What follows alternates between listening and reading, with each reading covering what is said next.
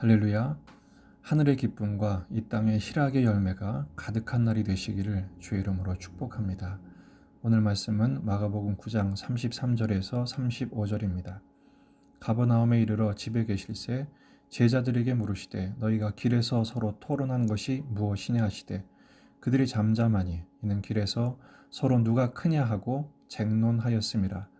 예수께서 앉으사 12 제자를 불러서 이르시되 누구든지 첫째가 되고자 하면 무사람의 끝이 되며 무사람을 섬기는 자가 되어야 하리라 하시고. 아멘.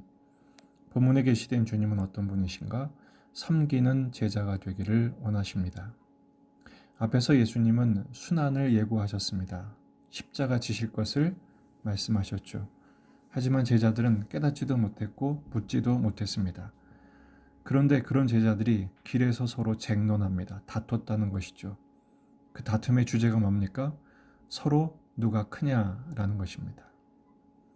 분명 그들은 예수님의 부르심에 모든 것을 버리고 따랐다는 것이 틀림없습니다.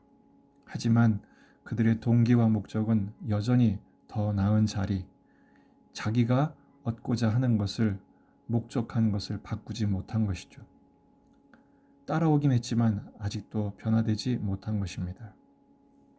오늘 본문의 가장 큰 주제는 크냐 작으냐의 문제입니다. 첫째 자리, 마지막 자리의 문제입니다. 이것은 통속적인 비교죠. 인간적인 판단, 바로 인간의 욕망 그 자체를 설명하는 단어라고 할 수 있습니다.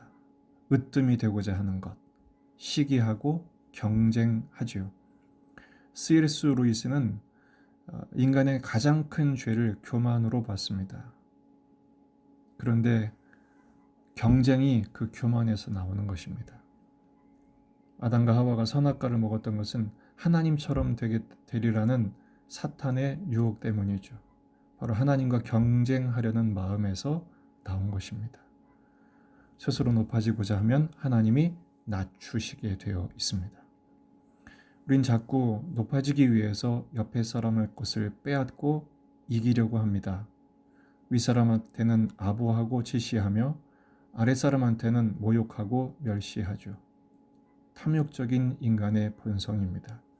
그래서 아담과 하와도 가인과 아벨도 그리고 그 이후의 모든 인간과 공동체의 모습이 지속적인 시기와 질투, 경쟁, 다툼의 연속이었습니다.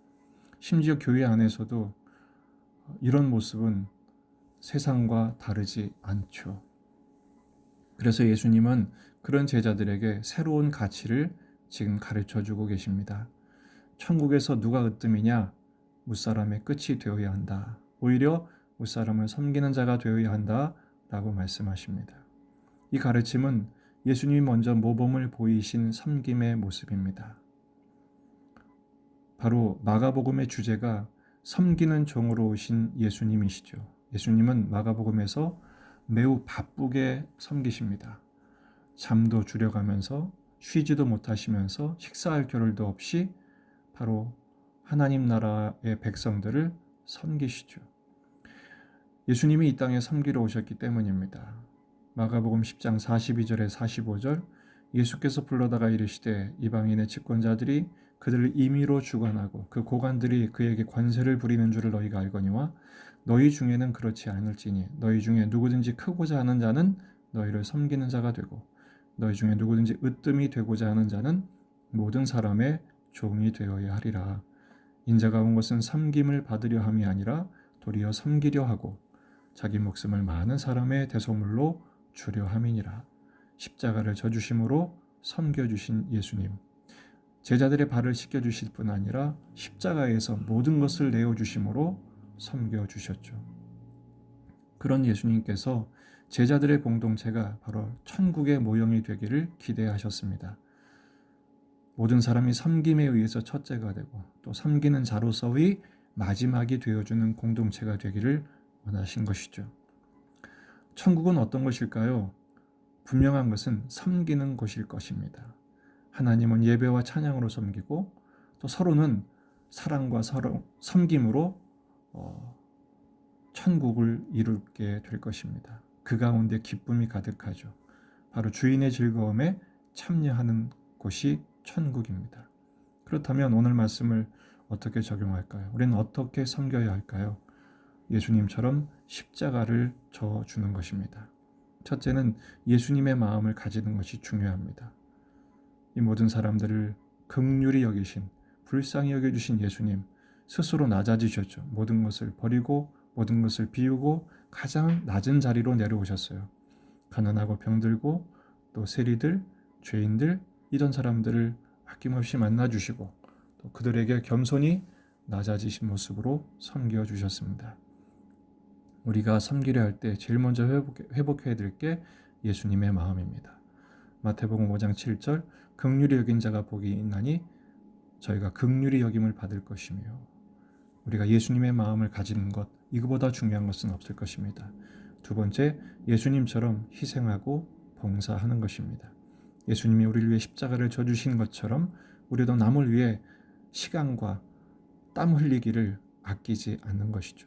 아무도 가지 않는 곳에 아무도 하지 않는 일을 먼저 솔선수범하는 모습, 이게 바로 빛과 소금의 삶의 실천일 것입니다.